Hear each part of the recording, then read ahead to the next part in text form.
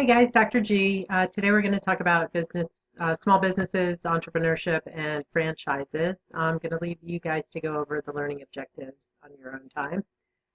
Small business is referred to any business that's independently owned and operated for profit and is not dominant in its field.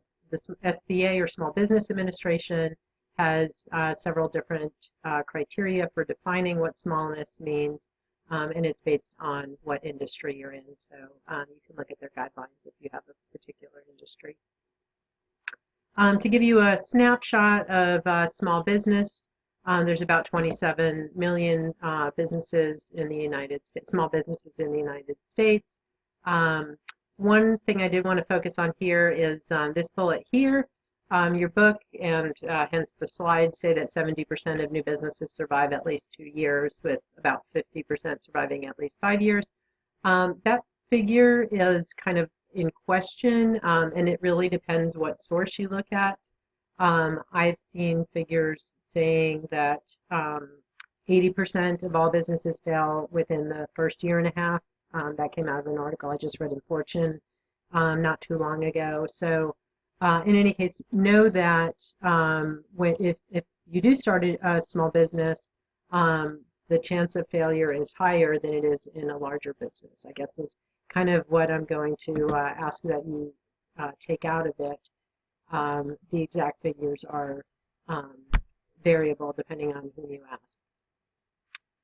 Small businesses provide over half the jobs in the United States, so even though they're small, they pack a wallop in terms of employment. Certain industries tend to attract small businesses more than others. Industries that require low initial capital investment tend to attract small businesses. Obviously, if you're a small business, you don't have a lot of capital, cash hanging around, so those are industries that tend to attract small businesses. Usually if there's a specialized skill requirement, so for example in my consulting practice, what I do is it's a very narrow niche. There are very few people that do what I do, which makes it a good business for me to be in. High growth and profit potential. Obviously, if the money's not there, if you don't see the money there to follow, you're not going to be drawn to start a small business in that industry. In particular, some of the industries that tend to attract the most are distribution, service, and production. Distribution including retailers, think of your mom and pop store or your mom and pop restaurant. Services could be professional services like doctor's offices, dentist offices, or it could be more labor-intensive or skilled trade types of services, hairstyling, things along those nature, or cleaning service, etc. And finally, production, things like construction, manufacturing, etc. So what drives certain people to become entrepreneurs? The first is the entrepreneurial spirit. So some people are just drawn to the idea of starting new businesses. They have a desire for independence, sort of they don't want to work on someone else's clock. They want to do things for themselves. They want to be able to determine their own destiny. And they need to be able to not only accept challenges, but actually seek them out. In terms of their motivation, what actually prompts somebody, hey, this is the time, or this is when to start a new business. Sometimes it can just be, over time you're working for somebody else and you just reach the point where you had it up to here with working for someone else or living by someone else's rules, and you say, that's it, I'm going to start my own business. Sometimes it can be just opportunities that present themselves.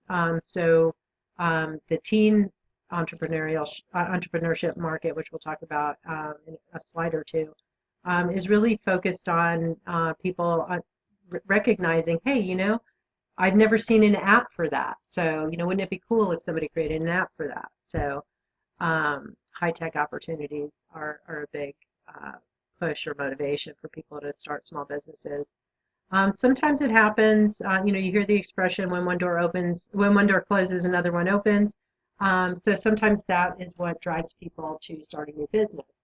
So they get laid off from their job or otherwise lose their job and sort of say, you know what, it stinks that I lost my job, but you know what, I'm going to make something good out of this and I'm going to start my own business. I one time had, this is back when I was at GW, an executive MBA student. He was an engineer, had been working as an engineer for probably close to 15 years, and he got laid off. And this was while he was in the program, the executive MBA program, got laid off, and he used it as an opportunity to open a Cold Stone franchise. So sometimes losing a job, as painful as it is, can prompt you to do things that you might not otherwise have thought to do. Could be just having the idea for a new product or the opportunity just presenting itself. You're in the right place at the right time. Women currently comprise about half of all small business owners in the United States. They represent the majority of home-based businesses. So if you think a lot of like e-based businesses, a lot of those, about 2/3 of those are owned by women. Little detail about Dr. G. I drink coffee from a straw. I know it's weird. Teens, as I mentioned a few slides ago, also represent a big component, an increasingly large component of the entrepreneurship market, particularly insofar as high-tech entrepreneurship is involved. And being a teen entrepreneur has its own problems and challenges. As a parent, I can say that my gut reaction would be if my child came home and said, you know, hey, I have this cool idea, I want to start a business. I would probably say, okay, that's great, but your school comes first. So because, as I mentioned before, there is this looming possibility or probability of new business failure, you don't want to put all the eggs in that basket. So juggling the schoolwork and potentially college application process and your regular teen social life and the facets of managing your own business is a lot to juggle at one time. Also, there are skills that are required for business that tend to improve with age. Planning skills tend to improve with age. Persistence and patience. There are a lot of things that I would not have had the patience for when I was 17 that I currently can deal with a lot better at my current age. And just general people management skills. You sort of learn to deal with difficult people. That's part of living a full life, I guess.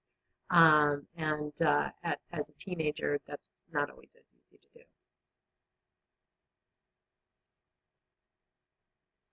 So what are some of the reasons that small businesses fail? Well, the biggest reason is that lack of capital and cash flow. And the other two reasons really kind of sort of draw back to that one. If you're a small business, you don't have a lot of money on hand.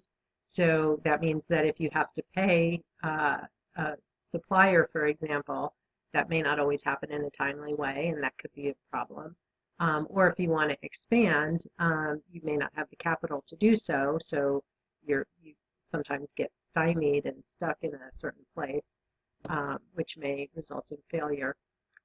Lack of management skills, if you don't know how to properly manage your business, you're likely going to run into capital and cash flow problems. Likewise, if you're expanding too quickly, and it's a common mistake to make.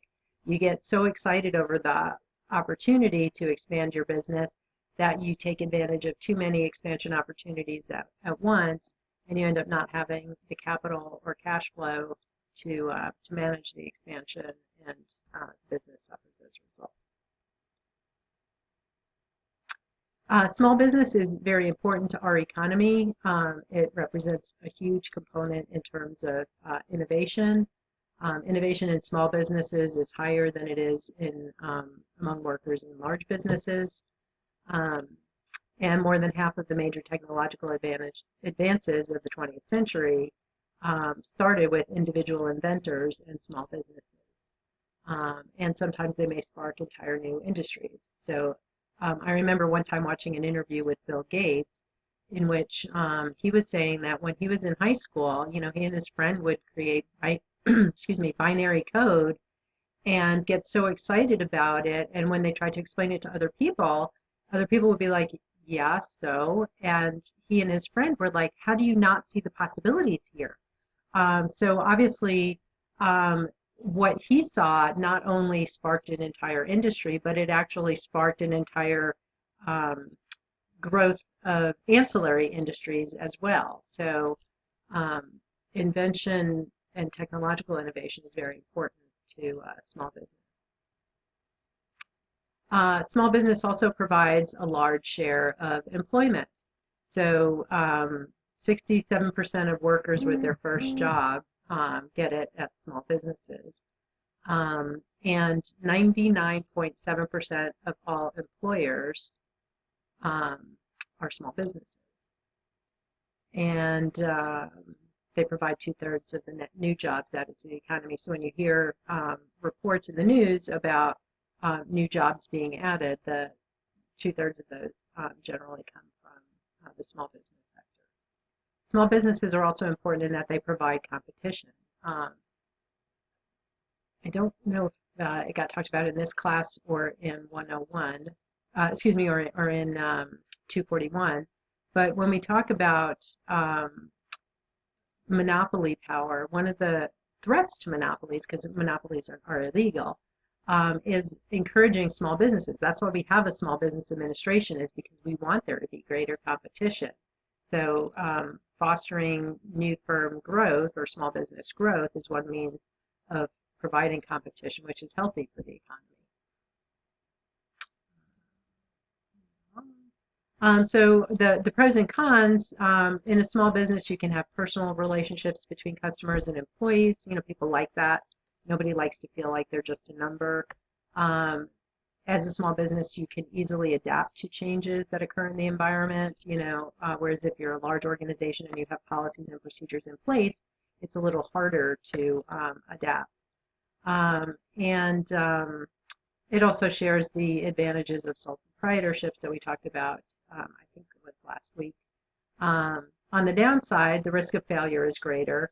The potential is sometimes limited as a small business, and you're constrained by limited availability of capital. If you're starting a small business, and you're looking for capital, regardless of what kind of business you're in, you need to have a business plan.